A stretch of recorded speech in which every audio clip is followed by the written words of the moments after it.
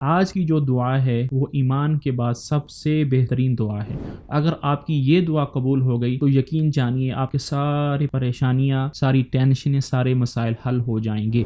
جی ہاں، میں بات کر رہا ہوں عافیت کی۔ آپ صلی اللہ علیہ وسلم نے فرمایا اللہ سے عافیت مانگو، کیونکہ عافیت کسے کہتے ہیں؟ عافیت کہتے ہیں کہ اگر آپ دین کے اندر عافیت ہوگی تو اللہ تعالیٰ آپ کو دین پر ثابت قدمی، استقامت نصیب فرمائیں گے۔ اگر اللہ تعالیٰ نے آپ کو آخرت کے اندر عافیت دی تو اللہ تعالیٰ آپ آگ کے عذاب سے بچائیں گے۔ اگر اللہ تعالیٰ نے آپ کو جسم کے اندر آپ کو عافیت دے دی تو آپ کو پریشانی، کوئی بیماری نہیں آئے گی۔ اور اگر اللہ تعالیٰ نے آپ کے مال اور اولاد میں عافیت دے دی تو آپ کے گھر والوں میں کوئی پریشانی نہیں آئے گی۔ یہ عافیت اتنی بڑی چیز ہے۔ یا عباسو، اے عباس، یا عم رسول اللہ، اے اللہ کے رسول کے چچا، اللہ سے عافیت مانگو۔ فَإِنَّ أَحَدًا لَمْ يُعْتَ بَعْدَ الْيَقِينِ خَيْرًا مِنَ الْعَافِيَةِ، کہ ایمان مل جانے کے بعد عافیت جیسی چیز اور نہیں ہے۔ اللہم انی اسألک العفو والعافیہ۔